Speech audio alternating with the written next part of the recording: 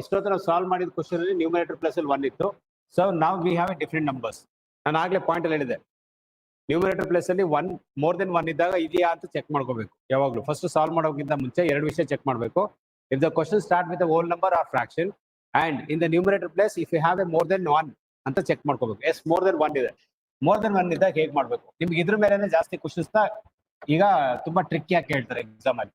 ನೋಡೋಣ ಹೇಗೆ ಅಂತ. ಸಿ ಫಸ್ಟ್ ಏನು ಚೇಂಜಸ್ ಇಲ್ಲ, ಇನ್ ದ ಬಿಗಿನಿಂಗ್ ಸ್ಟೆಪ್ಸ್ ಅಲ್ಲಿ ಏನು ಚೇಂಜಸ್ ಇಲ್ಲ. First you can take 4 5 as it is ತಗೊಳ್ಳೋಣ. Next 1 as per the rule first step ತಗೊಳ್ಳೋಣ.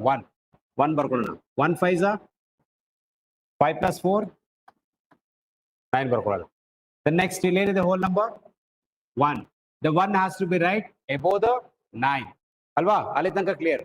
ಇದರಿಂದ ಏನಿದೆ 3, that is more than 1. Numerator place ಅಲ್ಲಿ ಒಂದಕ್ಕಿಂತ ಜಾಸ್ತಿ ಇದ್ದಾಗ say in the after the 1 here we have a 3. 1 ಅನ್ನೋದು 3 ಅನ್ನೋದು 1 ಆದ್ಮೇಲೆ ಇದೆ. ಇಟ್ ಮೀನ್ಸ್ ಆಲ್ರೆಡಿ 9 ಮೇಲೆ 1 ಬರ್ದಿದ್ವಿ. ಈ 3 ಅನ್ನೋದನ್ನ ಮುಂದೆ ಎಲ್ಲೂ ಬರೆಯಕ್ ನಂಬರ್ ಇಲ್ಲ ನಮ್ಗೆ. ಸೊ ದಟ್ ಏನ್ ಮಾಡ್ಬೇಕು? ಬಿಫೋರ್ ನಂಬರ್ ಏನಿದೆ 5 ಕೆಳಗಡೆ ಬರ್ಕೊಳ್ಳೋಣ, ಅಥವಾ 5 ಮೇಲಾದ್ರೂ ಬರ್ಕೊಡಿ. ಆ ಥರ ಎರಡು ಮೀನಿಂಗ್. 5 ಕೆಳಗಡೆ ಬರೀರಿ ಅಥವಾ 5 ಮೇಲಾದ್ರೂ ಬರ್ಕೊಡಿ. ಥರ ಎರಡು ಒಂದೇ. So it means 1 9s 9, 3 5s 15. 15 plus 9 ಎಷ್ಟಾಯ್ತು?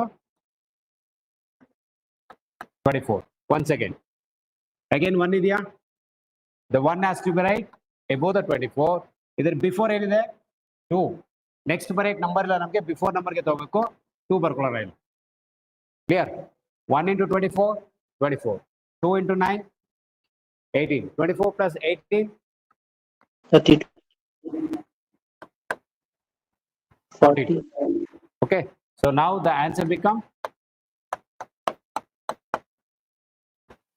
24 by 42.